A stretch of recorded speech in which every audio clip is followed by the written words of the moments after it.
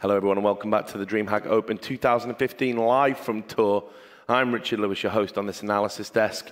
Next to me is our resident expert in all things StarCraft. He's actually been pretty good. It is Wax Angel, formerly of Team Liquid, now a freelancer. Over there we've got local hometown hero Todd, who is his usual cheery self after a night sharing a room with a snoring Apollo. And we have got Nathanius as well, our cheeky little chappy in the middle. So this is it. This is the final game. It's been a ridiculously good day of StarCraft. We've had loads of amazing games, I think. But this is going to be the one that we're going to close with. It's going to be Sacsri versus Patience. I actually always struggle to say his name, so I'm probably not going to say it again. I called him Sashi last time I did an event. You just said it right. Sacsri, yeah, I know, but that was the fluke. That was an absolute fluke.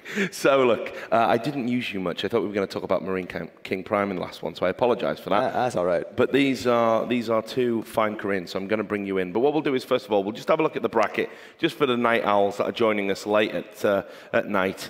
And this is what you've missed, a classic day. You can see we've got Parting and Rain, Hyun versus Hearthstone already there, Gummio and Marine King Prime.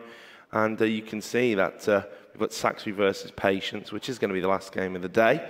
But we almost had some things. Like I say, I was really upset that Lil Bo didn't get through, but MKP in the end, you know, I guess a lot of people have written him off a bit too soon, perhaps, because he was really good. I mean, in terms of that being a checkup match, he did win, but it wasn't super convincing, so you got to worry about his chances going forward. You're just a perfectionist. And it was against foreigners too. Come on. Yeah. It's not impressive at all, right? Oh man, I couldn't have said it better. Here we go. So we got an all Korean matchup here, Wax. So come on, drop some knowledge on us. Finally, it's a match between two Code S players. It took us long enough. Okay. All right. Okay. What do you want us to do about it? Yeah, Nathanius. And Code S champ Nathanius himself. what can I say? So come on, Wax, tell us about it. All right, okay, so maybe they're not actually like the best Code S players, but they're still pretty goddamn good players. Even Code S players, he's like, maybe they're not the best. Oh man. He's never known. I've never seen a Korean elite. It's like you've got to be like, you know, the best of the best. Well, you know, he doesn't have an ST award, so of course, he's, there's just no point in even talking about why these players are even at the tournament, right? Right, so come on then. I'm trying to get Wax to drop some knowledge bombs on us. He doesn't want to ruin his pretty good record up until this point. So I'll bring you in then, Todd, right? How do we see this matchup going? I'm not sure, really. Like, Patience is a pretty explosive player. He likes to do, you know, very aggressive play, but I don't feel like it's super all-in, like, you know, with gateways. It's more like with sentries, with immortals, or at least used to be. And he's up against a Sacsri that's pretty good at defense overall, good at macro, good at longer games, pretty good in general. So I'm not sure how he's going to go into this match. Like Sacsri, he's had some epic wins. You know, the DreamHack that he won, he beat MC in one of the most insane games that I've seen across all tournaments. So I feel like this makes for a very interesting matchup already stylistically between these two. Yeah, I think Patience gets he has a reputation as a cheesy player, but he's one of those players who uses that reputation and then plays some surprisingly very good macro games. I think it's more that he's an unorthodox player than a particularly cheesy player. Like in his recent run of games, he's been just benefiting a lot from hidden bases on the 4-player maps that matter to the pool. Something we want to look out for this match. Yeah, and he didn't have a particularly great showing at Gfinity recently, I think it was, where we saw him. He looked a little bit out of sorts. Sacsri, on the other hand, did quite well. What can you tell us about this player? I'll ask you, Nathanius.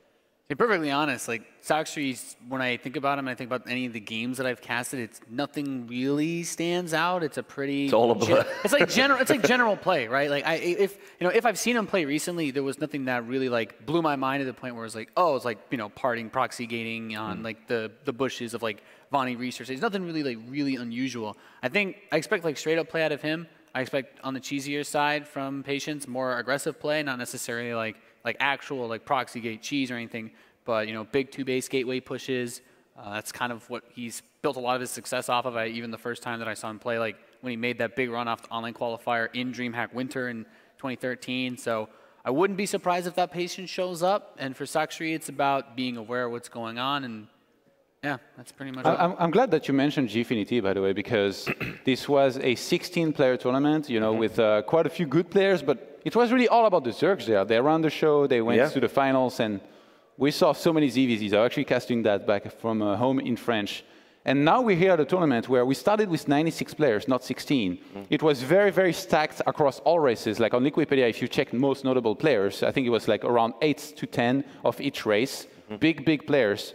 And we found ourselves with the quarterfinal on the top left-hand side of the bracket, I think is a PvP. Below that is a PvZ, and then a TVT on the top right-hand side. And now, I guess it's turn for the Zergs to maybe shine here in this corner with Sacsri, who's taking on Patience. So the Zergs not been doing nearly as well here in this tournament as they did in Gfinity. That was one of the big questions here that I had, because even in tournaments in Korea, they've done really well these days. We've got Hydra to look forward to tomorrow. Yeah. So I think he's going to be flying the flag for the Zergs.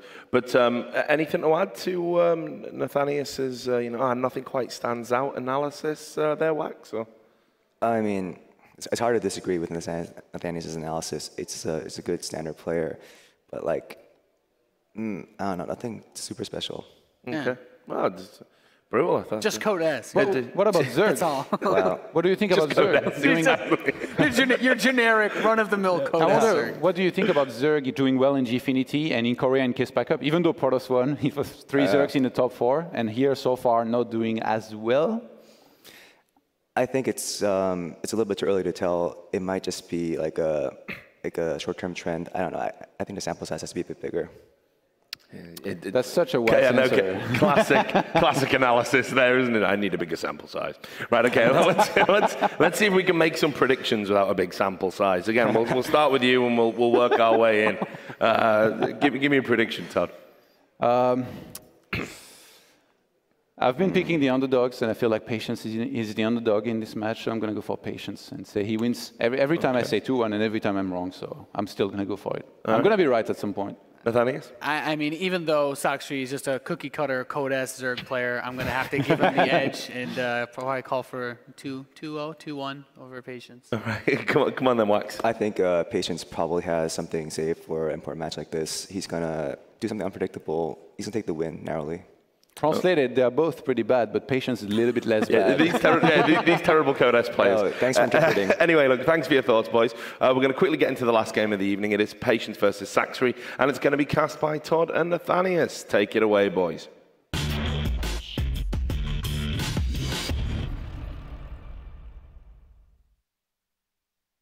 And there we've taken it away from Richard Lewis. Todd, how excited are you to see Patience once again playing some PvZ? I'm pretty excited. This guy, you know, he's a little bit of a wild card. He loves to mix in different builds from map to map, from opponent to opponent, and now up against a Sacsri, who I think is pretty well-rounded in matchup.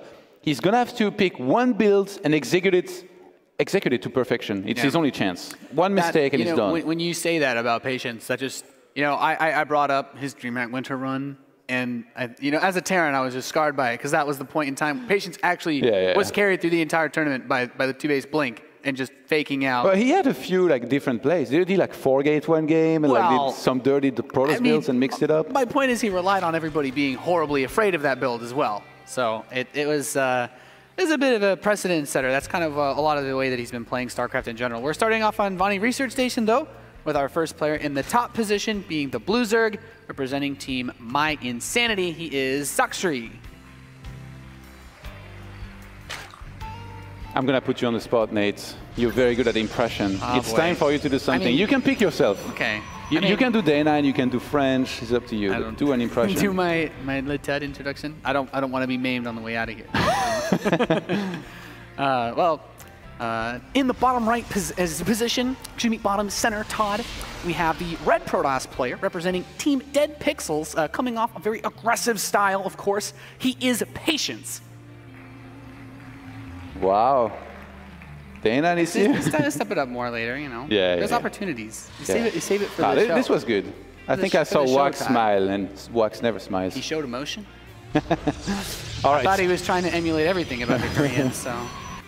Gateway on the ramp here by Patience. No gas just yet. This is oh boy. Not something we see all that often, but again, that can be very, very good if you know, or at least if you think that your opponent is going to be going for a gold base, because you can either be aggressive with Zealots that you can boost out of that one gateway, or even go for, a very quick attack with pretty much anything. Zealot, Stalker, Mothership Core, sometimes you can, I think you can even 4-gate. We haven't really seen it, but Yeah. If you think that the Zerg's going to be greedy, play risky, do double hatch, even take some gold base, going for a 4-gate might actually work. Because Patience opened up with the gateway, like he has that option, but getting the Nexus so quick, like now his Cybercore is delayed. He's not he obviously doesn't have the gas, so he can't really do too much from this position. In fact, I think it would have even been better if he had just gone Nexus first against this. I think the gateway is okay. It's just like to make sure that if you get rushed by Zerglings, you're okay, because then you can corner boost out Zealots, be perfectly fine.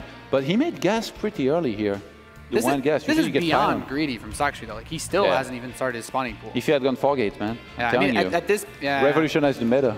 It's like, well, then he just, well, what if he just goes like Snoot style though? And you just hate life. Well, now his probe shows up and he's basically like, With the timing on the pole here being thrown down at like 3, usually it's like 320 or something, 315, he knows that there's been double hatch before. He hasn't checked the natural. Yeah, okay, that's really important. That's really important because that should signal to him immediately. He's like, yes, the gold base. And that's where things get really, really weird for him. That's not what you're like. You're like, oh god, it's a gold base. Well, Todd, I would ask your opinion. I don't know if any of the maps and heroes have gold bases yet. Any gold resources. Yeah, your breaks from other games allow you to joke about me playing heroes. Well, you know what? We're going to be playing real soon, and then we'll see who the heroes player is. Then I'll ask your honest opinion, Todd. How much experience you have playing against these styles? Do you feel that there's any way you can actually abuse it? The only thing I've heard is the creep distance. Yeah, that's all I got. I played a bunch against Zerg and in ladder in general these days, and it's really, really hard to deal with gold bases. Well, in the cast backup, we saw them being used. Like almost every single game, there was a gold base on the map where it existed. Like every time Zergs went for it, and only Hero was able to do well against that. And when I say do well, he had a few clutch wins that it almost felt like he would be the only Protoss in the world able to pull that off. He very well could be. He's a god, for sure. He's pretty good. But Patience here, he's a very different player than Hero overall. Patience for me is a sentry Protoss. Like I really feel like he likes to get a lot of sentry and then do good force fields and attack. Kind of like big gateway pushes. Yeah, not necessarily. Sometimes with robo units, Immortals, even Colossus, he likes to be aggressive with those units. Sometimes even with the War Prism, loads up some sentries. And look at this, he's getting one here already. So with the additional gateways, it's either going to be a third base or some kind of attack on the gold base. Again, against the gold base, one of the good things that you can do is either go full aggression and try to either kill it and do a ton of damage to it, or go very defensive and take a third base. And I think he was going to try to take a third Nexus here. Patience. I think he's just going to go for full defensive build. Yeah, the Ling saw that probe come down. He did bring it back inside, and now that Ling gets to see a reasonable amount. I mean, it wasn't any tech to see, right? Yeah. But the Overlord comes in for the follow-up scout. He's still looking around. The Stalkers and Sentries are working on those very important plates at the bottom of the main ramp. Not seeing any tech. He's a pretty good info. 26 Zerglings were in production here a second ago. Nathanias, he's going to go for a cancel here. Sacsri, that's a huge commitment. Yeah, especially considering it's to take a little time for all these Lings to get across the map. And there's no forge yet. That's going to be no cannons there. No cannons walled off to help against this. He has the Mothership Core, but I don't know that Patience can warp in enough to defend, at least prevent the cancel from that first Nexus here. And he starts warping the Zealots, so the Zerglings immediately go to work on those. The reinforcing Lings still take a while. Speed is finishing up in about 5 seconds time, but he could have had so many more of his forces there faster if it was just a little bit earlier. But there's not really that many force fields to defend this either. Okay, he's going to move back to the ramp with some good force fields, going to be able to defend those Zerglings from coming up, but now the Nexus, he's going to have to be cancelled. This is where things get really ugly, because as nice as this could normally be with the huge amount of Lings invested into by Sacsri, he's still okay. Yeah. Like the worker difference may not look that huge, but Sacsri having that gold base, like his workers are just mining more efficiently. Yeah, he's basically. Oh, man. It's like he's got meals, Todd. Almost, yeah. Not that high just yet. The thing is, he's saturated across 3 bases, so he's going to have a much greater income, whereas Patience, this has been delayed a lot. He's going to have to wait for 1 more cycle of warping, maybe even 2. I think if he hugs the wall, and starts a Nexus and stand next to it, he's going to be able to defend. But no, he waited too long, and actually, okay, those force fields hit on time here. Yeah, but he killed the probe, so he sent another one down. This is so delayed, Patience is not happy with how this has gone so far here. This might actually... And look, he's got more Lings on the way, and +1 melee is going to finish. He's getting gateways. I think Patience, he might be leaning towards going for an attack here. He's running out of patience, Todd. Wow. You did not just do that, We're burning the midnight oil here. It happens. So he's still sharking around with these Zerglings. With the next wave that's coming in, like he could just be baiting him. Is there a road trying actually? He's got +1 melee. Like these Zerglings will actually just Shrek this army. No, man. With good force fields around the... How many force fields does he have, Todd? Quite a few. He has a recall too. I think the recall is more important in this situation. Oh, force field! Oh my god, you could have tried those. Maybe. I don't tried know, those things in the ramp, man, he kills them all. Every time I see a Zerg with early melee upgrades against Gateway, like the army just evaporates so much faster than normal. That's because you watch my stream. This is a real Protoss we are watching, man. I was talking about this earlier with TLO, actually. I was telling him about how it's hard to play against Zergs that make a lot of Zerglings like this earlier, and he was telling you how good Protosses, they just force field around those armies, and this Link style, they make it look useless and bad. So we'll see if Patience here is one of those Protosses. The thing is here, he's up against a Zerg that opened with a gold, didn't get punished immediately, and behind his Sacsri is not gambling, he's getting roaches, man. He needs to keep that mothership core with the army. Getting caught out, you know, just that difference between victory and defeat right there. Nicely enough, though, in the midst of all this, he did finish the third base. He has the cannon tucked in there, wrapping some pylons around it, so not an easy push. There's enough roaches here already to deal with this comfortably here. Oh, and the he's gonna have to recall immediately. Yeah, the Lings are He's waiting too much. He's gonna lose sentries. Very close. 1, 2, 3 going down, it looks like, just as he managed to escape. Total of 4 sentries lost this game. You cannot lose sentries at this stage in the game. They are so important. He not only lost some energy on some of those that he still has alive, he lost a few of them here. And the counterattack here is going to be so strong. 80 army to 42. He burned the recall. He has no firepower in this army. It's like 1 Stalker and 1 Zealot to do the 4 Zealot to do damage, and then all sentries. And he's got the cannon, and he has the photon overcharge available as well. Some of these Lings come in hold position, just trying to block a little bit of that mining as more Stalkers get warped in. +2 is on the way for Patience. Sacsri does have that +1 Carapace now as well, so those, you know, he's got a reasonably beefy army. I think Sacsri is going to take to Hive here very quickly. Look at this. He's getting the Infestation Pits. Yeah. He could go for Swarmos. Actually, on this map, this is like one of the best maps to get some Swarmos and fly the Locust into the natural to snipe it. Look at this.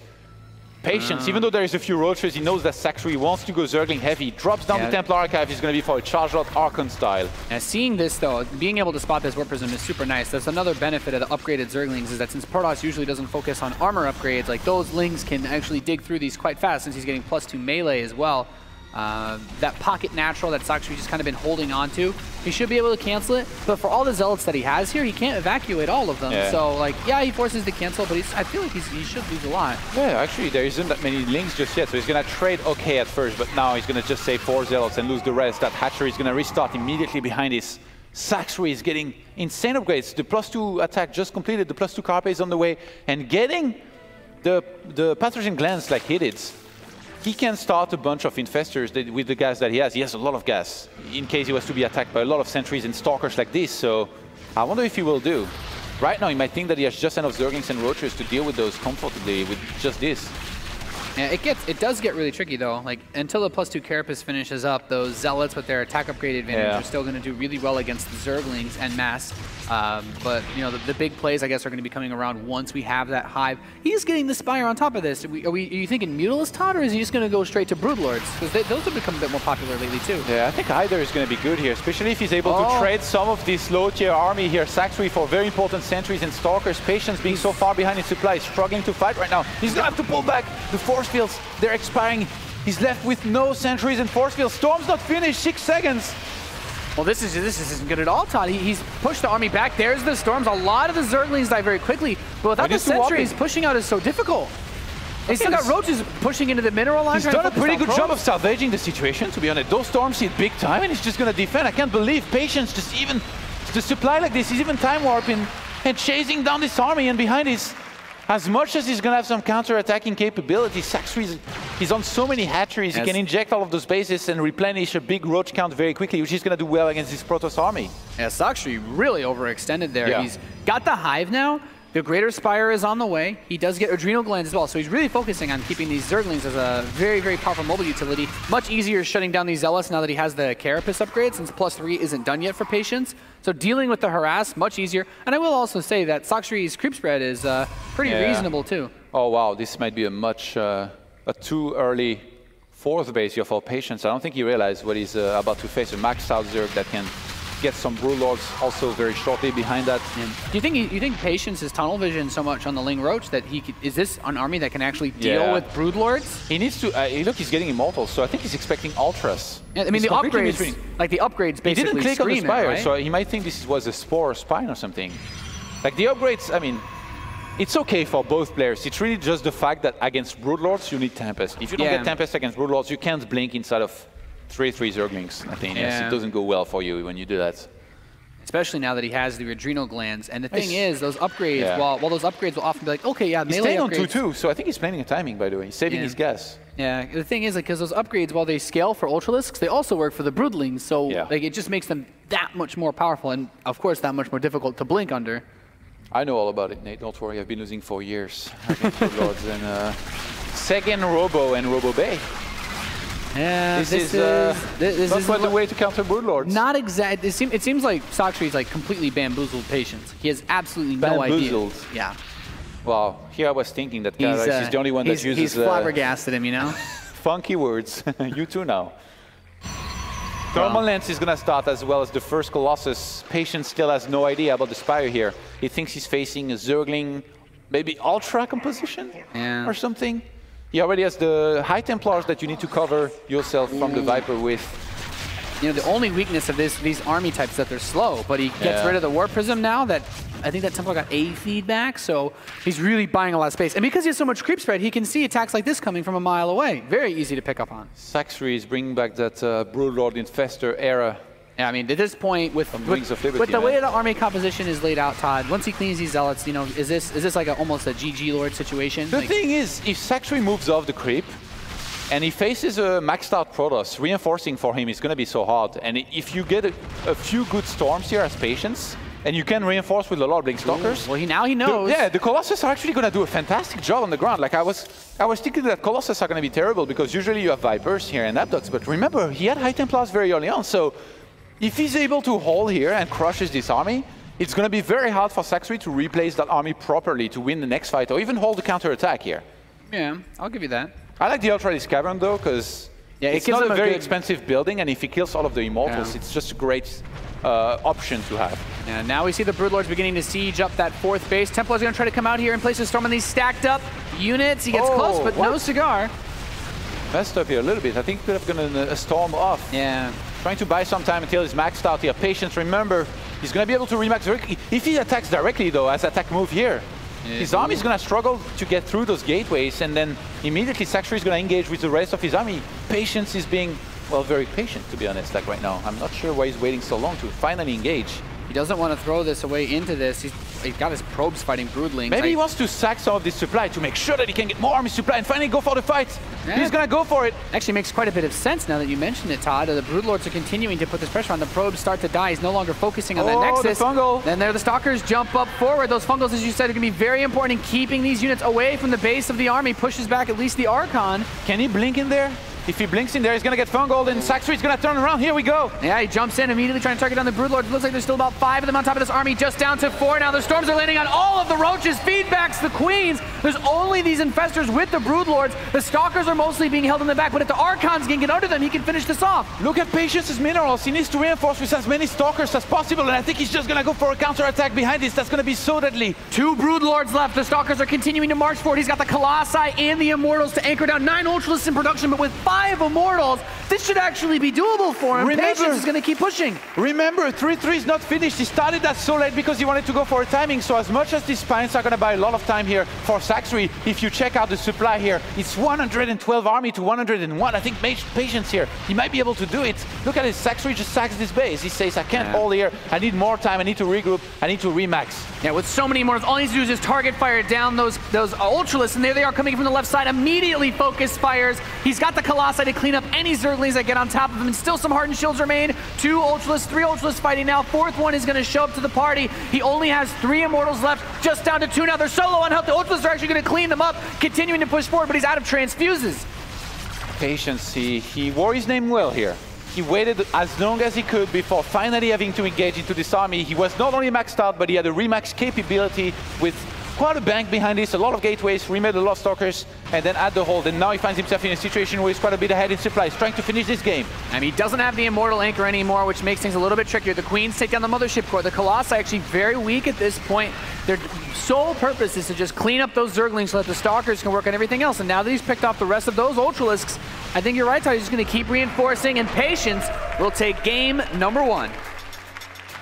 Such calm and collected play here. A lot of Protosses would have cracked under pressure, went for the fight too early, and they just lost it right out. Sacsri, not a big fan of how he handled, the pulling back on the left-hand side. Even could have, imagine if he had brought all of the spines that he had in defense. Yeah. Just literally drop, creep, and walk. Put them in that corridor on the left side that the Broodlords can Wings of retreat Liberty, to. man. That's how you play with Broodlords. You need as much units on the ground to cover them against a Protoss ground army. And now, those storms, though, those storms hit big time. Sacsri turnarounds, and then he should have been able to anticipate those storms, maybe pull back a little bit. The thing is, he felt like he really had to defend his Broodlord. So he stood in there, got showered by the storm. And usually when that happens, when a big, massive chunk of army gets hit by 2 massive storms like they did, well, the fight doesn't go too well here for you. No, not at all. As a Zerg of Terran. I really like, Todd, though, how you pointed out when he was sieging the 4th base, because I was like, oh, Patience just going to fight with his probes, but recognizing that he couldn't really, he couldn't save the 4th base. So getting rid of the probes that were mining off of it, he didn't really need them at that point since he couldn't oversaturate the other ones and gain anything. The army supply that he gained from it, allowed him to make that final push to actually break the army. And I think that was really, really smart decision-making by Patience. I've been in that situation many times. That's why, as a Protoss, you know kind of how to handle that. As soon as you see the Broodlords and you know that they're going to be sieging you somewhere, you know that what you need to do is max out and have enough gateways to reinforce quickly. And he even had a pretty insane bank. Patience, he had I think around 2,000 minerals. So he remade a lot of Stalkers behind this, because if your first set of Stalkers die, then you still need to finish off the Broodlords. On the ground, he had enough to deal with anything. There were still a lot of low-tier units like Roaches and Lynx that got stormed and killed pretty much instantly. So in the end, he dealt with that very nicely. Sacsri overextended, even though I think he was ahead pretty much the entire game. He overextended with a big attack, and he paid the price for it with a loss. Yeah, overextending into the 3rd base when he first ate those massive storms with a lot of his Ling Roach, and then that first hold was not sick, bringing the spines to. And that was it was really nice. The way that Patience had everything laid out. He had the 2nd cannon building just in between his Nexus and his West Assimilator, and a lot of the Roaches got funneled in there. Sacsri, as good as he is, one thing he's not good at is dodging storms. He literally showered in them this game. Yeah, he lost quite a bit. Those Templar were real big playmakers for Patience. It was just so nice though, because we were concerned about the way that he was preparing potentially for Ultralisks, but not for Broodlords. And then of course the overextension by Sacsri is what made it all possible. Yeah. But the way that he prepared for Ultralisks and not Broodlords actually made it easier for him to finish the game once he got through the Broodlords, because he already had the 5 Immortals, the Colossi that could kill any number of Zerglings. Well, I mean, after he had so much more supply anyway, there's really no holding for Zerg. It's very hard to replenish. You can replenish on units that you can remake very quickly, usually, like Roaches. But then if you have to go for Ultras, they take a little bit longer. And even to regroup, they have to come out of the hatch. It's not like warping where you get on the spot. All the larvae are spread out, They have to run there, and it takes some time. And now, he was losing his base. He had to fight, so he eventually took the fight. He preserved his infestors very well. I think when he was getting chased, one of the good things that could have been done here by Sacsri was drop down a lot of infested Terran on the ground to prevent the Stalkers from blinking there.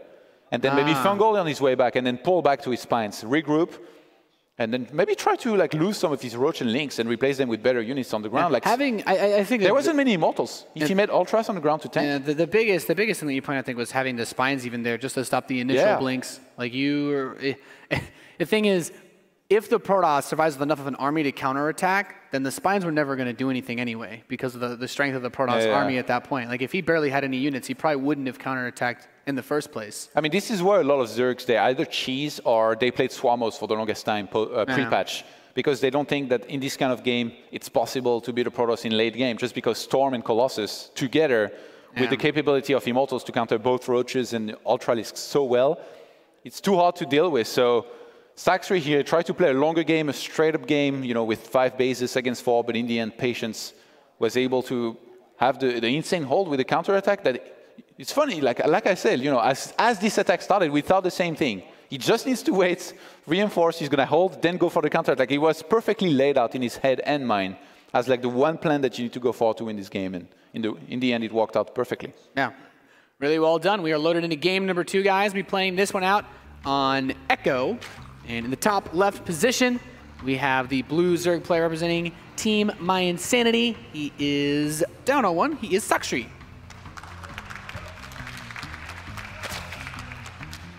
Is it lame to ask you to do either Bane or Batman? Oh my goodness. Do whatever you want.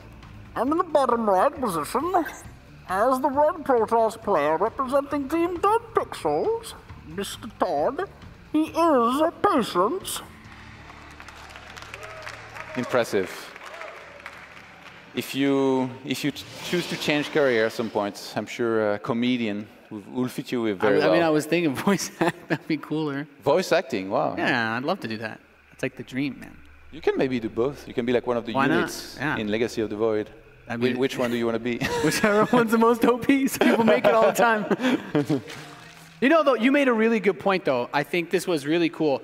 In the pre-match, we talked about how Patience played off of his reputation, and he didn't really do anything that fancy in the first game. He's supposed to be cheesy and like. Yeah, but he played a pretty straight-up game. Like all things considered, like he played out, like he defended the big push of his opponent, and he didn't. So he played to his image to some extent. Yeah. Like Sacsri was probably, preparing for some massive timing, getting a lot of flinks and roaches, and in the end, it was. Yeah, if we talk about the way that Sacsri set himself up, he had a pretty good layout against something like that. Like he would, with the Zergling upgrades, he would have done pretty well against the big gateway push off 2 bases. But it's not like at the same time he went for only units and no tech. Like he still had double EVO, which he was upgrading. He also had the gold base too. So. Yeah. Well, I mean. Gold base is good against cheese, man. Gold base is good in general. Against everything. He hit a drone in his main base, Todd. He's building a hatchery inside Patience's base. Tell me about this. Well, I mean, he sees that there is no forge, no gateway, so this is going to be really annoying. He's going to force Patience to pull probes with which you lose a lot of minerals that you're not mining, and then the hatchery supposedly gets cancelled, and you lose less minerals than the Protoss going to have lost with the initial probes that he had to pull.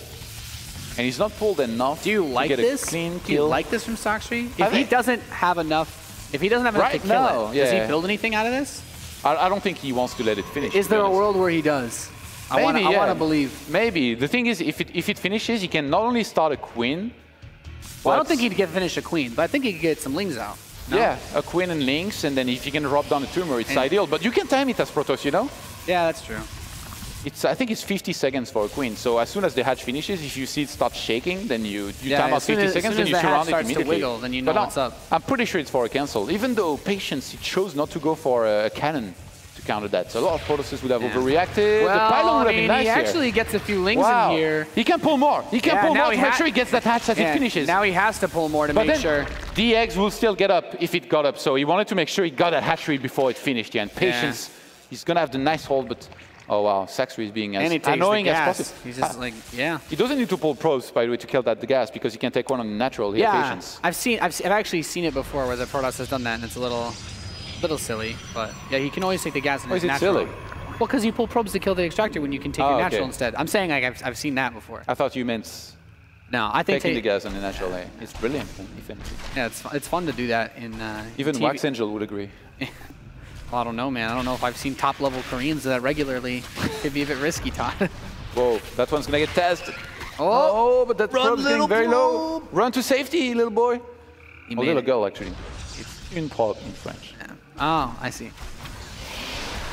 All right, at this point, Patience, it's time to make a choice of what tech he's gonna go for. His gas economy actually pretty low here because of what happens. Look, he's dropping down to a double additional gas at the natural. Is this spotted? Where's the Overlord? He sees one. Yeah, he sees one. The Ling will be able to spot the second one. Oh, he's going to check the other one. Yeah, so he knows now. He's like, okay, it's a 3-gas He knows it's not the 4 gates. Yeah, it's a 3-gas setup. It's nothing super crazy. And really, it's like this warp gate timing is also going to be relatively late, all things considered. With the Twilight Council, I'm wondering if he wants to go maybe for DTs, but... He hasn't started +1 attack, so what are his options really? He's gonna have quite a bit of gas. He can start Blink and +1 around the same time and then do a Blink all-in. He could do it. He could do a 2-base Blink all-in. I don't think this is a 3-base play though. Because without the +1, it can't be a 3-base play. Either Blink all-in or DT. Yeah, I'll go with that. Since he gets +1, I think he's gonna be Blink. He also starts the 4th gas. I mean, it could also just be like a you know, a less efficient third base. But I think ideally this leans into him starting Blink and then building a lot of gateways. If you want to go for a third base, you don't need to make the Twilight this early. Like, yeah, exactly. Okay, that's exactly what trying. I was. Yeah, that's exactly what I was going for. Is he going to be able to proxy, like a very important part of going for this kind of DT play is being able to proxy a pylon that's undetected. It makes this DT play so much stronger. If it's spotted and cancelled, you can, as much as abort the DT play completely. Yeah, getting this queen would actually be pretty nice. The second queen showing up makes things a little bit awkward. Yeah. But you know, her sister, man, she's here. Yeah, there's not a lot of overlords out on the map though, Todd. That's a really good point. Yeah. Like the entire northeast corner of this map. I think he has a Stalker, right? Is he moving out with it? Where's the Stalker? I think it's headed towards the center. He's gonna have to react quickly here. Patience, a very important was that the probe on the left side? The probe ran straight into the links. Oh my god, he sent just one. He's gonna cover it with the mothership core here, but this is a massive tail. Yeah, this is where like, it's okay. Well, why? You know, let me think of all the reasons why someone want to build a pylon outside my base. A lot of peace offering, Todd. If only. Sometimes it is. Just wait and see. I don't know, Nate. Oh, he's gonna try to drop creep. Oh, Rip. Well, that just gets more frustrating. I know that feeling. He's not going to be taken for a little bit of time, man. He actually doesn't have that many units to even go there and clean that away. Yeah, his Stalker is working overtime on this Overseer in his base. Like, Double Dark Templars are being warped in just right outside the natural. We're going to walk there. Sacsri might actually notice. No, he walks a little bit far away. No, I don't think he saw it just yet. But I mean, he has Force in bases. Like, this is not going to do anything against the Zerg of the caliber of Sacsri. And I know that every time I say that, the Zerg loses 15 to 20 drones immediately, but I don't think it's going to be the case. Well, he doesn't have a lot of units, right? Yeah, but even pulling the drones and one queen is enough, I think, against just one DT per base. Let's see how many he's going to be able to get. Oh, he's going to get surrounded. Yeah, so that DT gets cleaned up. Just 3 kills it looked like over there. There is this weakened queen over here, so if he was able to get in there like faster, focus that queen down, I think maybe he could have at least gotten that. War Prism, wow. Well, I wonder what he's thinking. I mean, he's going into +2 blink, but you have to think about his options, right? He's been pretty limited. The time it'll take for this creep to clear up, he's not going to have the ideal 3-base Protoss setup. By the time he situates a third base, I think what Sacsri has pays off to the point where he can actually just kill him. When you go for a War Prism like this, oh, actually the Observer getting sniped here is going to be really nice for Sacsri, but when you go for a War Prism like this, usually it's either to reinforce your aggression. When you want to go for an all-in, for example, instead of planting down pylons, you're going to have the prism. Or you want to drop sentries and maybe try to be aggressive with not only sentry drop, but also blink stalkers. Maybe try to get into the main, which on this map is going to be almost impossible. And with this many Hydralisks already, I'm very, very worried for Patience here. This timing is going to be so strong here. For Sacsri, who has an Overseer covering his army here as well. He just has to reinforce with stuff. Look at how many Zerglings he's getting. 20 more, he already has quite a few there. Patience. Making the hold here is going to be almost impossible. I think that third base is forfeit. Right, he doesn't have the +2. This third Nexus is like so close to having started that there's not a lot of hit points on it. The Zerglings can knock this down he's very stepping easily. the Forge with the vision from the Overseer. Here's Sacsri on his A game here. The +2 was denied, man. Desperate times. Call for desperate Protoss all-ins. It doesn't really get much worse here. Patience, he has no choice but to just spam out Stalkers and try to do something. But there's so many forces on the map for Sacsri. Yeah. I mean, like, how do you engage this? You move down the ramp in a clump, the Hydras are right there, and then the Zerglings will hit you as soon as you try to leave.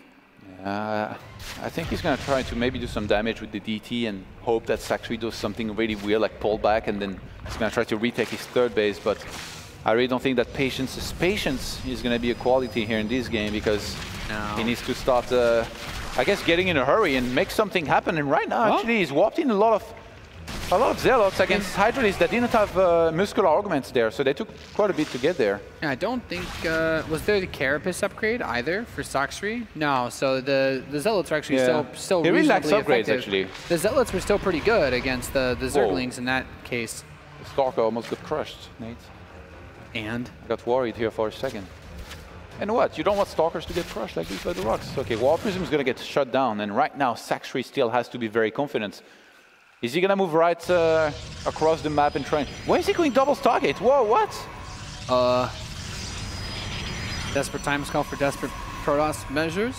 Well, I mean, it's not desperate. It's like the sickest gamble of all time. That's like, I don't know, lending some money to Roddy and like dropping him off outside a casino. It's like, it's not going to work out almost every single time. And right now, he's about to go into doubles target and Phoenixes against Hydralisks. I guess if he gets really lucky and Sacsri just like wait and attacks at a bad time, I mean, even then, like, Sacsri just goes like AFK for a little bit, maybe. If he had Zealots on the ground to tank the damage, then, you know, to get enough Phoenixes to pick up those Hydras and snipe them. I mean, they're going to die very quickly, but right now there's the critical mass of Hydralisks. I mean, there's a lot of Hydras. You got 28 Hydralisks. I mean, at this point, that's just about to finish this game. The first state of force field, not going to do too much. Sentry's going to start dying from a very far away range, and even with the photon of a charge on the third base, Patience, I don't think he can make this whole... Nothing? Yes, oh my god. Wow, Johan. Can he? I was going to say, can he? I don't know.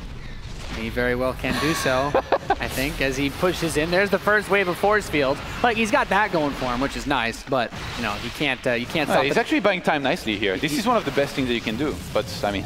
He can't stop the tides of Zerg for forever, you know. The force fields are not the most renewable energy source, so he blocks them out. Again, some of the Hydras do slip in. Oh, if he snipes both Overseers, DTs can buy him some time. Well, actually, I'm actually very impressed with the force fields. He's got a backup Overseer on the left, man. Does he have more? Is he running out of force fields? That one's full health. That one's full health. Yeah. This isn't North American ladder. He went up the ramp, so actually I think Sacsri is just going to head for the natural in the wall here. Setting up a concave down the ramp, forcing Patience to go down and taking a favorable fight. Yeah, I mean, that Overseer actually giving really nice vision. So some of the Phoenix are finally going to show their faces, grabbing a few of these Hydras, but they can't actually kill anything. He's probably smiling seeing those Phoenixes, even though right now it looks like Patience has done a fantastic job in putting up a good fight against this, even though I thought he was going to get crushed. I certainly thought he would have died much faster. I mean, no sentries left, though. It's the board control is pretty much gone for He takes to Hive anyway. Well, all these bases are covered, Nathanias. Yeah, I think that's a very important thing to do. Like this fourth base, maybe he could have squeezed out a little bit earlier since Patience has acquired his own third. But now, like the army composition is just better in general. Yeah. Like you Only one Phoenix left. Patience is trying to make the miracle hold. Units are going to start getting into the natural. Actually, there's another cannon a little bit far away, so this is going to help in buying some time. Patience, can he do a miracle haul here? He's trying. He's got the Immortal anchored down in his army. You know, not too many Protoss players actually go toe-to-toe with just Stalkers. If he can force field some of those units and pick them off here, he's reducing this army count quite nicely, but behind his Sacsri reinforcements, getting there so fast. Patience's supply is slowly climbing up. It's a long road, but he's making his way. Yes, another photon charge. Oh, he's forcing Overseer. Oh, he's going to snipe the Overseer star. The magic play. What the hell are we watching? I can't believe he's held this. Sacri's actually scared. He's pulling back. I'm quite blown away, to be honest, because he's moving up. He's going to have 3 Immortals now. He's got a very nice anchor on this army, and he did eventually get that +2. But he's not going to have any tech against the Vipers. Right now, he's still getting ready against, So what does he do? Does he just go for another couple Warpins and just I think he needs to drop down. He needs to realize it's going to be Vipers, drop down a Templar Archive, and then go for High Templar. See if he can get feedbacks before Vipers get close enough to Blinding Cloud or Abduct. He's going to be able to hold. Like he's closing in supply. Sacsri is going to be maxed out. And here we go, man. All right, Todd. The weakness of esports, as Day9 calls him, Funka. So this is the Templar Archive going down here. Now this is very important at this time because the Blinding Clouds on top of this big Bali army will be devastating, especially if he gets the Immortals with them. The problem of this here for Patience is that even though he might be able to get some High Templars out, he's not going to have the gas to get High Templars plus Blink Stalkers and Immortals. So he's going to have to get a lot of Zealots at the front, which are the worst unit in the game, literally, against Roaches. But if he can get Storms, we've seen the magic he can make happen with Storm. I just think it's pretty far off. We definitely know that Sacsri is attracted to Storms. Yeah, and not in a good way. No, it's a pretty abusive relationship, Todd. They've done some pretty bad things to him in this series, to say the least. And he is getting Storm as well. Yeah, so he's going to hit the timing before. This won't be just for feedback. This is going to arrive early enough unless he can buy some time with the sentries and force field. He was running on the right-hand side of the Patience. He needs to realize early enough what is happening. Yeah, the Templar are not actually in position to deal with where the Vipers are currently located. So I do like that he throws these force fields out. He's trying to buy himself just enough time. He overcharges the Nexus, warps in a few more Templar. He just needs those feedbacks. He's going to be able to complete Storm here. He sees he gets one Viper taken down, going for 2 and 3 are right there. Here come the Vipers. They're going to try to get the Blinding Clouds. Gets one more feedback. Just one Blinding Cloud. Storm is completed. Oh, Can he get some big storms? 1-2 on a lot of the Hydralisks on the southwest side. He's force fielded them away as well. The Immortal's still standing strong. The Blinding Cloud is gone. He abducts one of the Immortals down, so it will get picked up. He still has 4 Immortals on top of this ramp, though, Todd. He's actually taken a supply lead against Sacsri. I can't believe this. Sacsri remaxing capability is going to be great here because he has a lot of lavas and economy, but look at this. 2 Zealots harassment.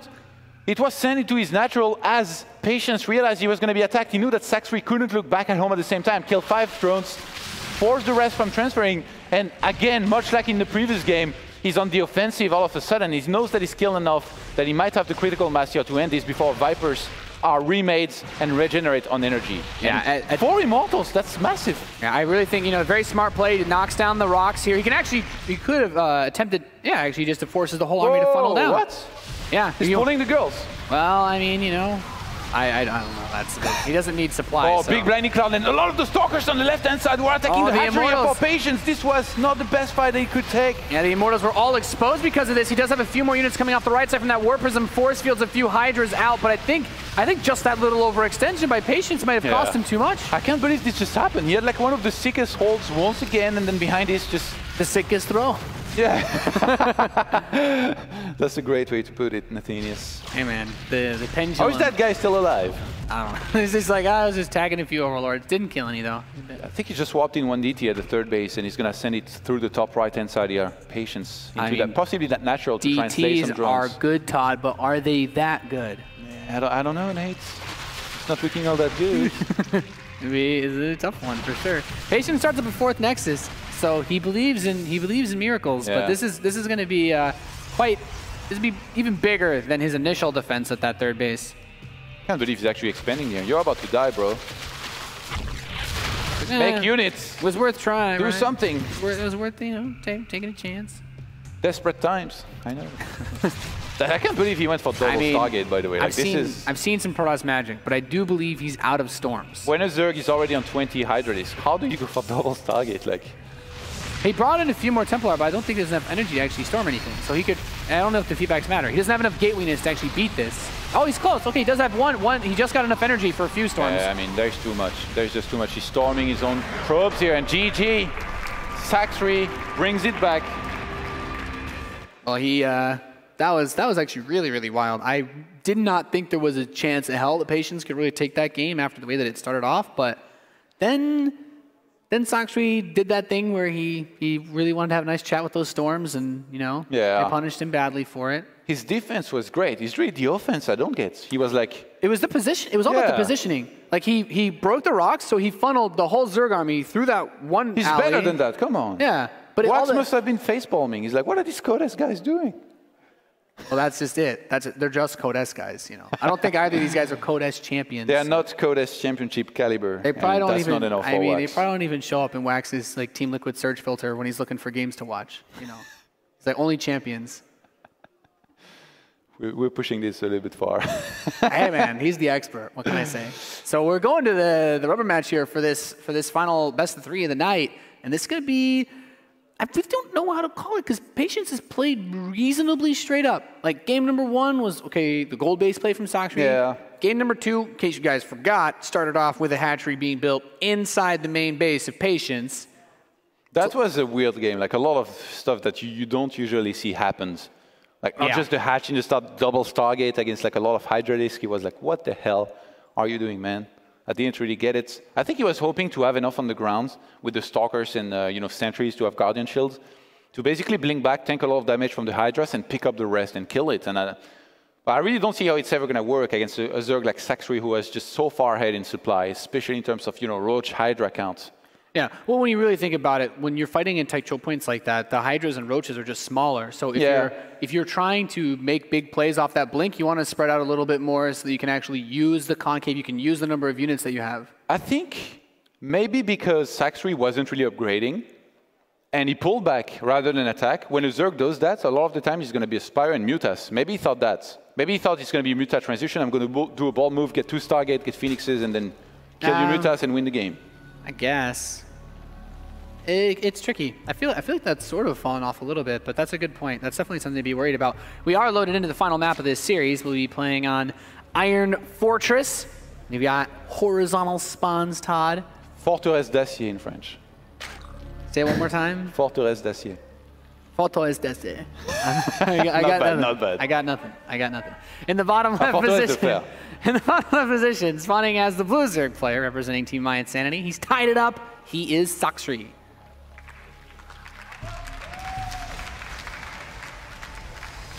I try to be able to pronounce things. Like I got Jan Shopping before Apollo did. I was very proud of that. Well, everybody got everything before Apollo did because he's the worst guy at languages. Yeah. Thank you, Todd. In the bottom right position, spawning as the red Protoss player, representing Team Dead Pixels, he is Patience. Can you say the line I told you earlier? Which line? Like, welcome to... The bienvenue? Bienvenue tour, right? À tour. Bienvenue à tour pour le DreamHack Open. Pour la DreamHack Open. Pour la DreamHack Open. I think it's good enough. Yeah, I try. Yeah, I got approval from the Frenchman himself. All right, so in this game, it looks like it's going to be the same opener here from Patience, where you get the gateway, then drop down the Nexus. No gas. Is he going to scout after, though? Needs to know ASAP what he's up against so he can adjust. Todd, real talk, okay? I know you're someone who uses the map veto function. Yeah. How many PvZs have you actually played on this map? One, and then I vetoed it. It can be pretty tough. But a lot of maps, actually. Like, you know, there's been a lot of talks about how hard it can be to play against Zerg on the new map pool. In this season in particular, the third bases on a lot of these maps are very outstretched. Sacsri, it's really nice that he didn't reveal that he scouted Patience, but sadly for him, Patience gets fortunate as well with the first scout here, and he's going to be able to see that it was a hatchery first. Actually, no, doesn't spot the hatchery yet, but upon seeing the timing on the pool, he's going to realize what's up, he's going to see the gas. It's funny because you see the gas like this, and you already know, like you can already time exactly when speed is going to finish. So you can time your wall very, very well. So right now, it's a great quick scout here early on in the game by Patience. He can already kind of lay out his wall, his entire game plan, really. Yeah. Do you think the spawns impact what we could see in the later stages of this game? Both players are not really going to end up expanding either towards or away from each other, because it's pretty straight up. Like, they're both going to either take that third or the fourth base in whichever direction, but you can't like expand away from the other guy's expansion. He's getting a second Zealot, Nate. He's getting a second Zealot. This is really weird. You don't really do that. Unless he wants to go for like some kind of 3 Zealot and Stargate aggression. Warpgate hasn't begun here yet. What are you up to, Patience? Are we going to see maybe some cheeky EDTs here once again? Yes. The thing is, in this position, it's funny because I don't like expanding with the third base as Protoss, but I don't like it as Zerg either. But as Zerg, you need to do it. Yeah, so true. As much as both players don't want to do it, one of them is going to have to do it. And then it's all about how is Patience going to react. And then from there, Sacsri is going to react to what Patience is. It's really important that you mention that, though, because one of the things like we talked about on Vani Research Station that can be a vulnerability of the gold base was that it's pretty far away as far as creep spread goes from where your main and natural are. And I think the same holds true for this map, because as the Zerg player, you have two choices. The creep spread will be closer if he takes that closer to the center position base, but that's closer to the Protoss player, so it's easier for the Protoss to get aggressive. If he takes the base, roaches already, if he takes the base north, if he takes this expansion, he's got quite a ways to spread the creep. He needs like 2 or 3 tumors to cover that. So the 3 Zealots, if he moves out with them, I think he's looking for that third base cancel, which he could get either way. But Sacsri's saying, yeah, screw that. I'm going to build a lot of roaches and lings. Yeah, but like he wanted to be aggressive, I think, with this. This is not just for defense. He's on 24 walkers. He's committing so much to this, and now Patience is going to spot this. There is no speed road, so he can walk them back. You know what the real big problem is? He doesn't have energy for photon overcharge. Yeah, if he recalls, he doesn't have energy. Right now, he needs to realize what's happening. He needs to fly back with the mothership core for photon overcharge. He has the wall up, I think. But there's just one sentry. There's just one sentry. The Zerglings come up here. But, at this point... Where's the mothership core? Where are the rest of the roaches, really? Like, there's no need to chase those Zealots. They followed the Zealots so far. Yeah. He's going to recall the next photon overcharge. He's going to be in quite a bit here. He's going to need a lot of sentries, a lot of free walling behind his Patience. Yeah, he needs the great defense that he's had in the previous game here once again, even though it's a much earlier timing than Storm this time. Yeah, he's going to need to build a very large wall to defend against this as he breaks down these gateways. 3 gateway units are going to come a long way to help in defending against this. I love the defense here already. He's squeezing as many sentries as he can. Patience, using those force fields. I would have liked Stalkers. And the Zealot actually managed to step in. Picked off 2 drones, going for 3. I think that going for Stalkers would have been better here in defense, but anyway, Sacsri chose to pull back behind this, and all of a sudden, Patience is ahead in Walkers, not by many. Drops down the Forge. I think that's a... Yeah, that's a Forge, right? At the natural. Yeah, Forge and Robo. Forge and Robo. He can go for anything he wants at this point. He can go for a third base. He can go for an Immortal all-in. I was going to say, because he's saturated at his natural, at this point, can Sacsri get a third base and profit off of it enough to actually stop an Immortal push? I don't think so. It's going to make it so hard for him to defend an Immortal push, but we've seen him in the past being able to hold it in games where it looked like he was going to lose. I think everybody remembers that one game of him against MC back in Valencia on Overgrowth, where it really looked like MC, he had one of the worst openers, like he moved out and lost a lot of his army early on, but then somehow almost made the Immortal all-in work. And now here in this game, Sacsri is going to need some insane holds once again, because I do think that Patience is going to want to go for aggression, even though he's dropped down in Twilight Council. Yeah, I mean, he's got his +1 started too, so without the robotics facility actually pumping out fast Immortals, I think maybe he's playing this one a little closer to the chest than we thought. Yeah, both options are great here. Just because the Zerg expanded so late, both options can be great for Patience. To expand or go for a 2-base all-in. I'm starting to think that you might want to expand. Look at the probe counts, 48. When you want to go for a 2-base, you stop at 44, 45. 46 if you're a hipster. Yeah, he's but going 48, he's 49 break, is too much. He's going to break 50 probes. Yeah, I think that's a really good point, Todd. He may do gateways, like safety gateways, before going for that base. Just because like the Zerg starts his base late, like it's not a race. You can't out-expand the Zerg, so he's actually going to wait until that base has come a long way and then finally start his third Nexus when he's sure that he has enough sentries and units on ground. But look at this. Burrow, I wouldn't be surprised if we see Tunneling Claws being made behind this. Yeah, that actually makes me like Patience's decision to expand a little bit more, since it means that with the robotics tech, like he has the Observer, but now he'll make sure he'll definitely have enough forces to actually fight a burrowed army. He's playing this very solidly, but Sacsri is still ahead in supply here. Force field is going to be very important for the next fight, and man, if he doesn't go for Tunneling Claws, I think Sacsri is going to get shut down hard. He had it queued up immediately. Yeah.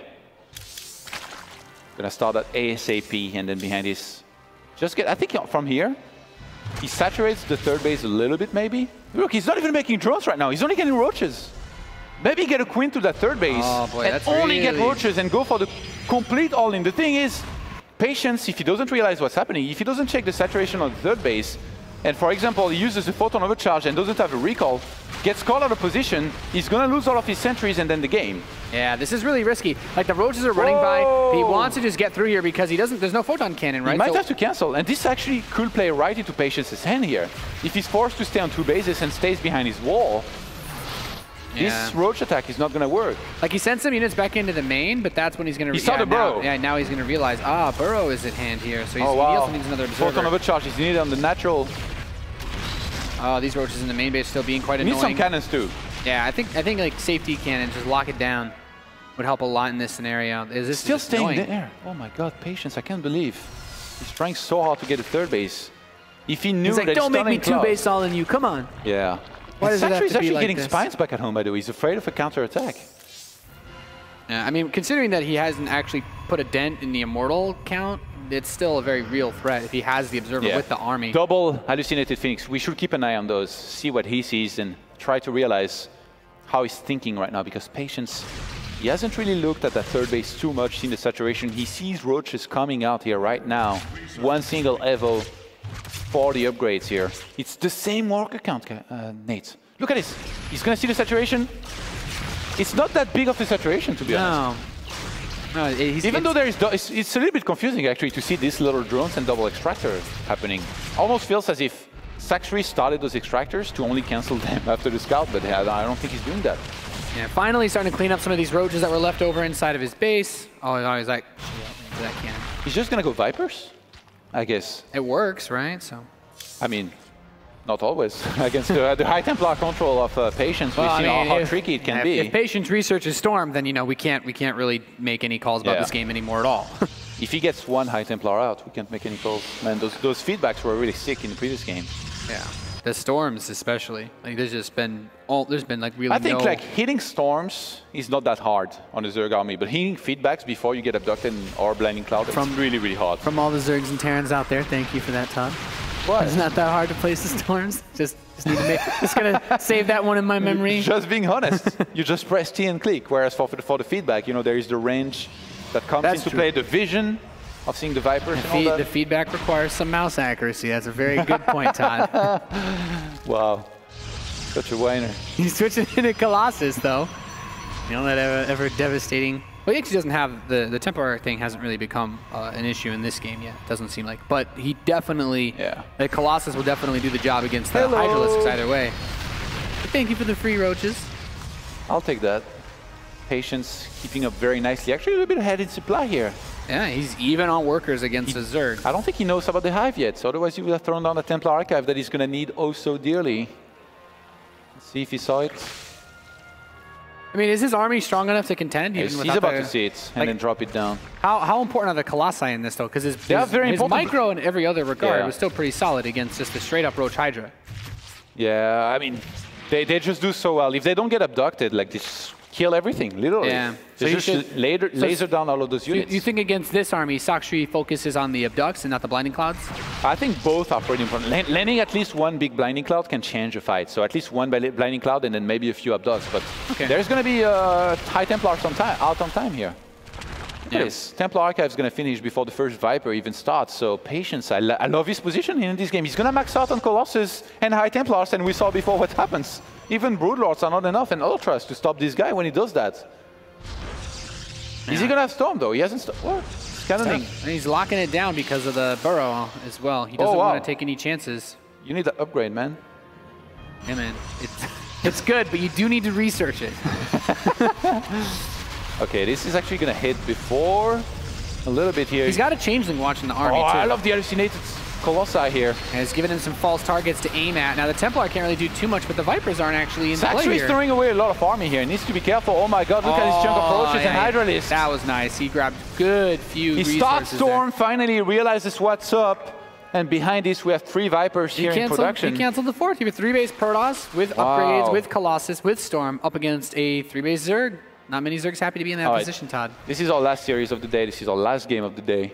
You're going to need to bring some special play-by-play. I want some impression in the next fight, Nate. You've been warned. We'll see what we can do, Todd. Come on, be the crowd pleaser. We all know you like to be. I mean, this army is absolutely terrifying. But good luck doing play-by-play on a very one-sided fight we're going to see, by the way, because I really don't see Sacsri winning this here right now. Patience is... He's going to have Storm, he's going to have Colossi, unless we see some out-of-this-world abducts and blinding clouds. I think he's just going to get showered in the Storm here once again, and we saw how that went before. It's going. How many High Templars? I have a feeling it's going to be a little ugly. He's got 4, so it's not like he gets to do a crazy amount. At some point or another, does he not throw away? Excalibur just yet. Well, yeah, not yet. 2 more were added on. So at this point, like, what does he trade out? Well, I guess doing the Warp Prism play with the Zealots. Right? Yeah, the Zealots they are not that good to fight against Roaches anyway. If he can sack him to do some economic damage, or even force Sacsri to take a bad engagement here. If Sacsri attacks, there's going to be photon charge, there's going to be double cannon, and he's going to have to come up the ramp. I mean, you know, he loves those storms. He has Burrow, by the way. These storms are bad. Yeah, that's true. He can regenerate that lost health very quickly. I mean, the Zealots managed to get in. They're in the natural. He's warping in a few more, burning the transfuses on this hatchery. But, you know, it's also focusing his attention now. He has to bring his whole army all the way back to stop this. Get it. And he still gets the hatchery. Wow. And behind this, finally getting charged here. Patience, he definitely has the money. And it wasn't very rich on gas here, but with the 4th base. You know, on the way. We talked about it, you know, the Storm, the Colossus, and you were like, yeah, it's pretty strong. And I was like, well, of course. I mean, I you know, as Terran, you see that. But he's doing the cannon thing against Zerg, too. He's like, you know, it's the same thing as dealing with ghosts. He's just so turtly. So much for being called an aggressive player / cheeser, man. This guy's like, all he wants is to reach late game. Am I watching, like, Rain just locking everything down? Is like, no, you're not touching anything.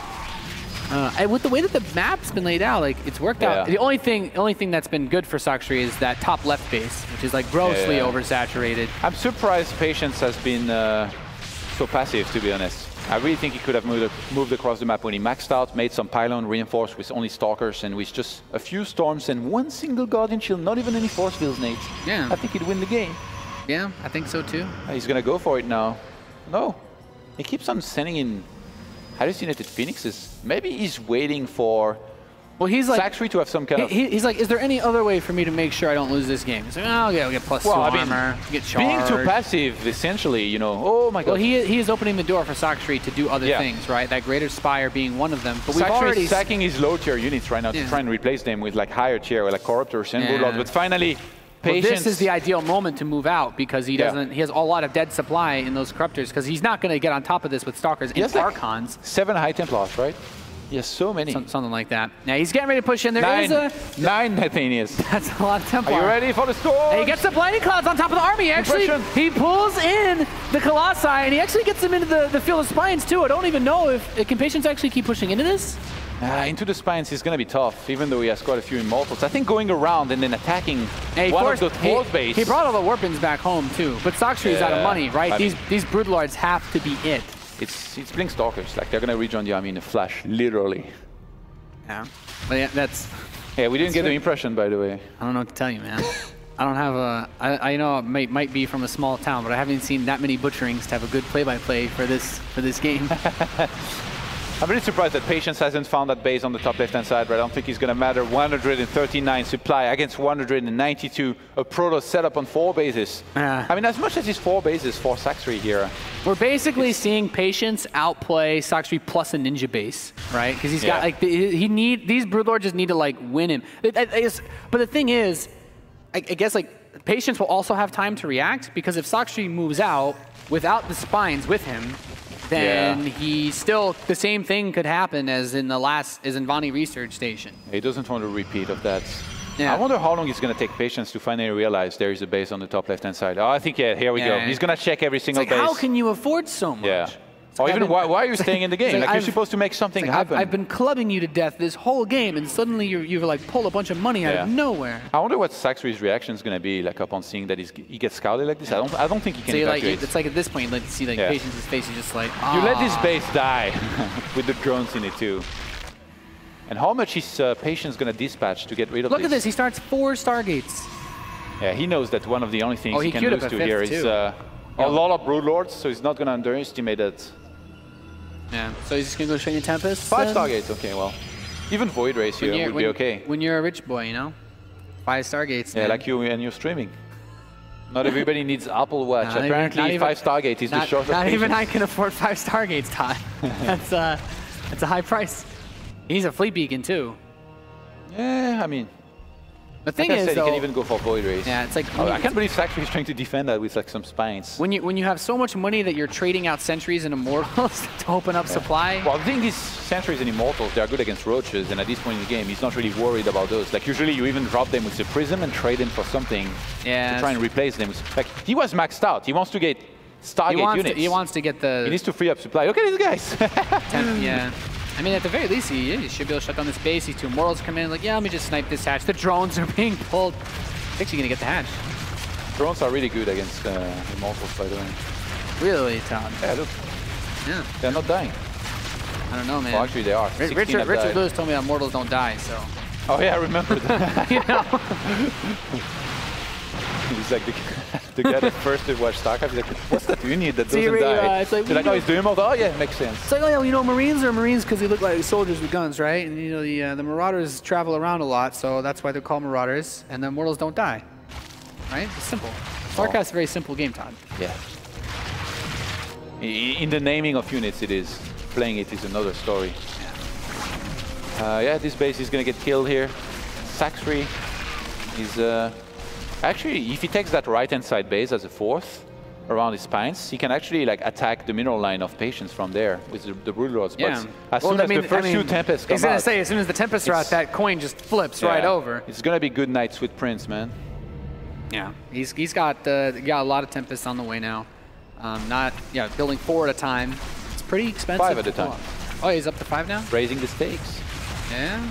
I mean, the Broodlords are starting now. He's like realized, like, oh yes, I am totally safe over here. There is Abducts available, but there's going to be so many Tempests, and they're going to shoot from so far that I don't think it will matter. Patience even standing in there right now against all of the Broodlings of Sacsri. He needs to be careful. Oh my god, if he starts losing units, not really killing these Broodlords, what is he doing? Okay, pulls one Colossus over for a trip to the other side, picks it off, nice and easy. Now the Tempests are coming into play, though, so this is where things get a little bit tricky. I can't believe he's let that happen here.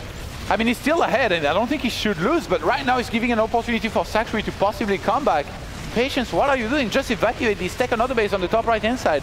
He's doing it. He could have transferred probes there.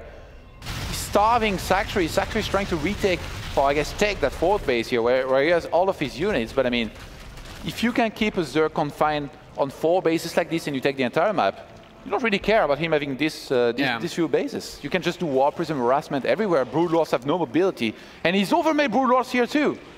When you do this many Broodlords, if you don't find a fight as soon as possible. With 14, like you don't need this many to do what Broodlords are meant to do. Yeah, like when there's going to be 10 plus Tempests, they're going to die so fast, these Broodlords, man. Yeah. It's going to be a nightmare here for Sacsri. And these Zealots are getting in, being annoying, being Zealots. Killing stuff. Zealots are annoying, that's their job. Yeah. I mean, if we're going by the naming thing again, then they're just very passionate, right? Yeah. They're just Zealots. They have even more passion than you. Well, by definition, by the nature of their namesake, they must. Because you know the Zealots are, Todd. Yes, I do.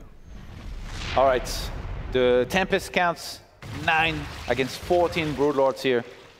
Those Infestors, they really don't have all that much power, really. The Infested Terran not going to be that great fungal, unless you have a lot of units to help with that. I mean, Infested Terrans, like they just they're they're bad. They get worse the better the upgrades are. I will say this though, Patience has +1 attack for his ships. I don't believe he has any. Does he have any armor upgrades for those? For the flying units? No, just no, usually you get attack at first. But that is a scenario where the Infested Terrans are slightly less useless than usual. Like against armor, like once you get the armor upgrades. There is Storm on the map. Yeah, that too. Okay. And the Colossus. I was just thinking like upgrade-wise, because the Infested Terrans don't get the upgrades, but if you don't have armor upgrades, then they're still useful. Okay, now there's the weapons. Yeah, these guys just somehow found themselves on a greater spire. Look at these guys behind these blocks. He can attack. He just gets to watch. Now he gets the spawning pool. Yeah. Now the shoe's on the other foot. This guy has so hard to pull back with Broodlords. They are so slow units. Look at this. They are flying back. By the time they get there, the entire main is going to be wiped out. Okay, no, maybe not, but sends 4 back. The pool's going to die. When you have to use 4 Broodlords to stop 4 Zealots, it's not a good time. Yeah. You know you're in a pretty weird spot. It's and he really forced taking this base so much too. And he's just like, well, what did you think would happen? You wanted to starve me? I'm gonna starve you. What did you think would happen when Protoss was making a switch to these units? He's taking the base right next to him. Yeah. It's a bit bold. You need to have like 2 to 3 oracles here to permanently reveal these Zerg armies. I would really like to see oracles in this situation. I'm actually surprised we didn't see a mothership, by the way, being made. Like an actual mothership. Yeah. Can be great to have. 3 oracles, well, I guess he agrees. Hey, man. Actually 4, he's queued 3 more. He just wants all the revelations. Getting the permanent revelation is going to be important. Sacsri is like, well, I've lost this base, I need to take another one. He's going to start a naked hatchery up there. It's like, well, good luck with that one. Gotta do something. Spire's going to finish up again for Sacsri, but where's the money go? Is he just going to build more Corruptors against all of this? Is he going to actually try to get another greater Spire? He has such a massive bank, by the way, behind this. Like he can. Patience should just like take the 2 more bases and just be like. Yeah. There's actually a unit on the top right-hand side, like blocking each base, I think. Could be taken. There's the Infested Terrans coming in here. The base is going to be sniped anyway. Yeah, I mean, these Zealots had that +2. They're a bit tricky to deal with. The Broodlords do show up, though, so he actually kills the hatchery anyway. Grip hatchery. He's cleaning out the grip. Yeah, the hatchery dream is dead. And now Army gets to push forward because that Army is no longer with the static defense. Hatchery dream. The hatchery dream. Look at that Immortal. He's like, I have no place in this game. There is roaches. Let me die. I have no purpose. I want to die. I don't want to be immortal anymore. Just Protoss problems. First world problems. For, I'm immortal, but I have no purpose. Well, that's a real existential crisis you've got going on there, buddy. There's some Zerglings finally make their way over to this that I base. exterminated all roaches on the map. It's exactly, you've made yourself obsolete by doing your job too well. Getting 4 Tempest caught here, that's not good. Oh, getting a Viper. Pretty nice, you know, Sacsri's starting to pick up some trades. But this would be some storms here. Look at this. This would be a lot cooler for Sacsri if it weren't for the fact that Patience has, a massive bank. Yeah, he's getting Void Race actually right now. Wants to teach him respect, Well, if man. you, I mean, what? Yeah, exactly. Like, what do? You're just like, I'm just gonna mass void raise. Teach him respect, yeah. He's you gonna press that E button. He's gonna prismatic align him so hard he'll think he's playing a 4v4. All these void rays, man. You're really crazy, man. He needs to send the Immortal in the main, ideally, but this is still like being really annoying. And in the meantime, Patience is gonna gain, you know, a good position at the top here to get a cancel on that base, even possibly take down some of that static defense. Sacsri is flying back, his army is so slow. Patience might over. Oh my god! Oh, well, there's the Infestatorians. He has to storm his own unit, so that's something. Yeah, I don't think he can really overextend here. I don't think he ever loses the fight, but if Sacsri is able to trade well enough, I don't know, maybe, but I don't know. I mean, how do There's just too much army supply. Yeah, 132 to 94. You know, Sacsri's losing any unit during these fights. He's not trading well. Yeah. Like, the only thing he has going for him is that Patience's gas bank isn't, you know, as big as his mineral bank. But if that's all you've got going for you when the other dude is still maxed out, it's not really all that great. With Patience's bank here, Lillard can lose all of this and remax comfortably. He's actually going to recall out, play it safe. He tried. And Sacsri, he needs to make something happen. Like at this point, sitting back is just never going to work out for him anymore here. Yeah, Mass Void Ray is being made, by the way, against Infestors. He needs to... Yeah. A fungal, that you know? fungal growth, you know, it doesn't do that old school damage it used to, man, versus the armored. Well, I mean, if you clump up all your Void Rays and they get Shen Fungals, I mean, I still think that Sacsri would give up most of his army. He'd give up like, if you're like, Sacsri give up like half of everything you have to get the Wings of Liberty Infestors, he'd take it. Is he sacking those units? Because he knows there's Corruptors, but still went for this. So I guess Patience wants to get rid of like some of these High Templars here. Yeah, well, I mean, when you're sacking High Templars, that's when you know that you've made it. He's going for style points now. He like starts a Nexus in the middle of the spines. It's like, take it. You've got money to burn. Storm. This is at this point, Sacsri this does really give me those Wings of Liberty vibes, though. Yeah, Sacsri is basically hoping that Patience is like brain farts and move command his army inside of Sacsri and lose everything. He's actually made way too many Void Rays to my taste. Like, you don't get 8 Void Rays against this many Infestors. Actually, he's down to 6 Infestors, but still, he wants to be fancy, man. He's going for it, Todd. Yes, finally taking those topside bases, by the way. Yeah, Patience still got some quite decent income. He's been very short on gas, though. He's done a very good job of spending that on Archons, High Templars, Stargate units. Got a Zealot hit squad on the top left-hand side here. Looking for a base, there's nothing to be. That Sentry he's like Sentry, we don't trust you anymore. We have to do our own checks. Do your job, Sentry, and sacrifice yourself so we can replace you. I mean, You're expendable, you just Sentry. hallucinate more Void Rays. That's the whole point. Man, the Fungal really scares me here, but with the Storm available, there should be no way for Patience to lose this anyway. Oh, big feedbacks. At some point, Patience is so good at feedbacks. Oh my god, both against Vipers. At some point, Patience has to say to himself, I can actually beat this army, right? Like, at some point, he's just going to be like, oh yeah, I can actually just go kill him now. He's built 5 more Void Rays. Yeah, I think he would win the fight, like attack, move, and storm, like, to be honest. But he wants to play it super safe. He's enjoying the moments. He's even going to wait up until, basically at this point, he's going to have a remaxing capability that even if he somehow miraculously lost a fight, would be able to remax and win the game anyway. Yeah, I think losing some pros wouldn't be bad here, to be honest. 53 against 17. Does it honestly matter anymore? Like, he has so many minerals. All he needs is gas, right? You know, when you have Wax Engine on desk, you need to learn to be a little bit of a perfectionist, mate. So yes, matters. He changes everything. I want to see 1 second, man. That 1 second. Yeah, we need that. We need that Code S base saturation. You know. Starts up 2 more bases. He's 2-0, right? Or is he 3-0 on the air units? I think he has just the attack upgrades. Yeah, he has 3. Oh my god. And 2 shields. No plasma shields. No ship plating, Todd. Unacceptable. That is just... Wax Angel disapproves big time. Yeah, I'm actually really afraid for Patience in the post-game analysis here as his Void Rays continue to clean up everything. He's Void Rays, come on. You know, when you're far enough ahead to leave 6 Void Rays in a mothership behind and still win, you know you're in pretty good place in life. I think he's going to bring the mothership, surely. Why hasn't he cleaned that creep by doing that? At some point or another, he has to just say to himself, why don't I just kill all the buildings?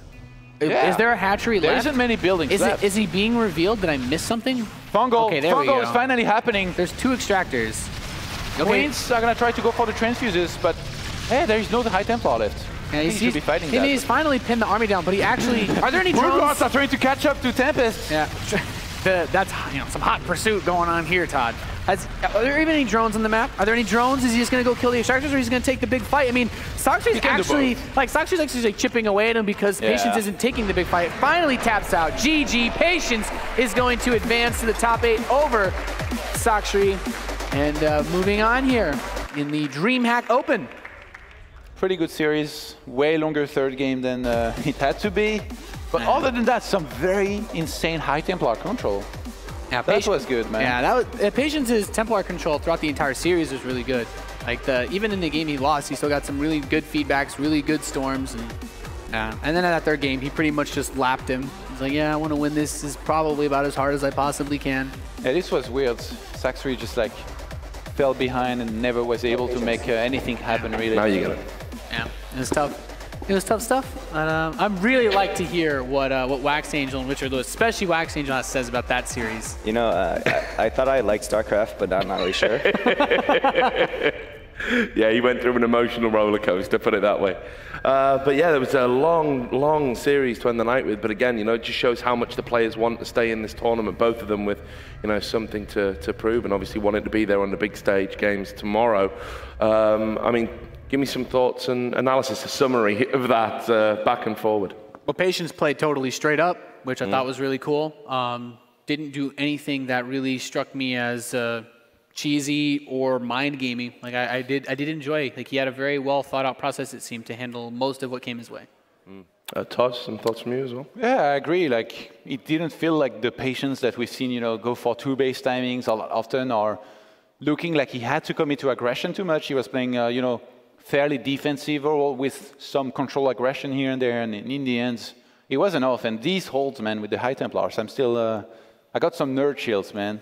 I could actually hear you from over there in the crowd. Like you got genuinely hyped at that moment. I think. I always get hyped, but like... No, but I mean even hyped here by in your particular, standards. I'm a Protoss player. I've been in this situation before, and I don't storm the Zerg army. My 4 high Templars die 5 seconds before storm completes, and then you leave the game without a DG. So this was really impressive, I think, that micro here from Patience. Wasn't perfect play. I know, Wax, you were disappointed from both of them. There was mistakes here and there, but still pretty impressive StarCraft. Yeah, and of course your prediction was right. You know, I don't know if that was what matters right now. What matters then? I mean, well, I'm just glad the guy who went Broodlord Infestor like lost terribly. That's all that matters. Well, I'll tell you what else matters. It's obviously the winner basking in glory. We're going to be able to do that now. Smix has got him ready for an interview. How are you doing, guys? Well, I'm doing great, and we're about to find out how Patience is doing. I'm sure he's pretty happy after that win over Sacsri. Congratulations on making it to the round of 8. Now, we're going to jump right into that game 3 because it was a pretty long game considering you were at an advantage for a very long time. 뭐라고? 세 번째 경기에서 솔직히 엄청 유리했지만 경기가 되게 오래 갔잖아요. 그래서 그 경기에 대해서 좀 설명해 주세요. When I play tournament, I'm always nervous. If I attack, always I lost. So I'm relaxed. If I go macro game, I can win. I have confidence. All right, well, your next game in the round of 8 is also going to be against the Zerg player. It's going to be against True. And you guys have played recently where you came out on top 2-0. So because of that, are you pretty confident headed into this match?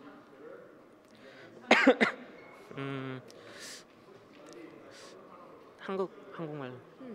최근에 그 방태수 선수와 만났을 때 이겼잖아요. 2대0으로. 그 일주일 전쯤이었던가 되게 최근이었어요. 그래서 그런 것 때문에 이제 내일 경기 들어갔을 때 자신감이 생기는지. 일단 제가 보기에 태수 형이 쇼매치는 며칠 전에 한 쇼매치는 제대로 안 한 것 같아서 일단 내일 해봐야 알 것 같고 내일 컨디션 좋으면 잘하면 이길 수도 있을 것 같아요. Okay. Well, So sorry, guys. So basically, Patient was saying that, honestly, during that, it was a show match. And because of that, I honestly don't think that True played to his full potential. So keeping that in mind, I think I'll head into tomorrow's game, not taking it lightly or anything like that, and taking it very seriously. And Patience, you've been in the top 8 of DreamHack Open 5. This is going to be your 5th time. So, I mean, you've done this so many times already. I'm sure that your goal is now not just top 8. You must want to win the whole thing. You've reached top 4, but you've never won a DreamHack Open yet. 이제 그 8강 진출은 이번이 5번째예요. 그래서 제일 잘한 게 4강까지 갔었는데 아직 우승을 못했어요. 그래서 욕심 날 텐데 좀 얘기해 주세요. 제가 드림핵 윈터 4강 이후에 계속 8강에서 떨어졌거든요. 그 8강에서 몇 번 떨어지니까 이제 8강에서 못 이기겠더라고요. 그래가지고 이번에는 꼭 8강에서 한번 이겨보고 싶어요. So Patience says, after DreamHack Winter 2013, I've never been able to make the round of 4 again. I've always dropped out of the round of 8, and because of that, now that I've reached the round of 8 here at DreamHack Open Tour, I really want to make sure that I move on. Thank you very much, Patience. I know you've had a long day, and guys, that will wrap up all the action here at day 1 of DreamHack Open Tour. But before we wrap up the day, we are going to head over to the desk with Richard Lewis to see an overview of all the action that took place today. Thanks a lot for that, Smix. Feel sorry for those two there. They were all alone. They're going to have to leave with the cleaning crew and the janitors. Like, it's just, we'll come and meet you. We'll walk you out. It's okay. But look, it has been a long day. Happy for Patience, though, actually. He seemed to be, in high spirits. And this was a bit of a marathon rather than a sprint. A long day of gaming can really take it out of you, and a long series at the end of a long day especially. So well won for him. Let's have a quick summary and recap of what happened over the course of this long day. We have got the bracket, which we're going to bring up for you. And you can see it's all been kicking off, lads. Give us a brief summary, Nathanius, because you've got the best voice here. Oh, well, of course, at the beginning of the round of 16, we got a great shot of Parting taking a very enticing series over Mana. And then, of course, following that up with one of the top Protosses in Rotterdam's book, Rain, will be facing off against him in the first quarterfinal. Following that, we had Hyun take a smooth victory over Fantasy with a lot of roaches in play. And then Harstem performed the Harstem Shuffle to defeat Snoot and join him in that epic match of 2 players competing in Europe. Following which, of course, we'll have a delightful TVT to serve you with Gumiho going up against perhaps one of the most volatile players in all of StarCraft after defeating, of course, the French player in a very close-knit series. And then, of course, we saw Patience win in the most astounding fashion possible against Broodlord and Fester, and True, who defeated Hydra after actually Hydra wrecked him in Gfinity not more than a month or 2 ago. Yeah, I'm really surprised at that, actually. I was really hoping we were going to see Hydra tomorrow. So Guess you were right. Guess the you know who's going to be happy? Apollo, because he keeps on hyping True. Don't. His love for True is really sickening. I've never seen him fanboy a player. I agree. It's ridiculous, isn't it? So OTT. Some great games to look forward to tomorrow. Do we have a clear feeling about who we feel is favourite for the tournament? Is it still Parting here? Have you seen anything to change your mind? Well, now that Hydra's out, Parting definitely remains as the one big favorite, especially after one of the bigger dark horses in Fantasy went out too. I think now what we're looking at is basically like what level is Rain at? Like when Rain was at his peak, he was by far the best player of anyone here. But he's been in a kind of mini slump for a while. So I think a lot of it hinges on what kind of form Rain shows up in. Yeah, he's had a few ups and downs, and it's going to be very important. I feel like the winner of that match, though, is pretty much poised to go to the finals and possibly win the whole thing. It's interesting. Protoss doing really well, man.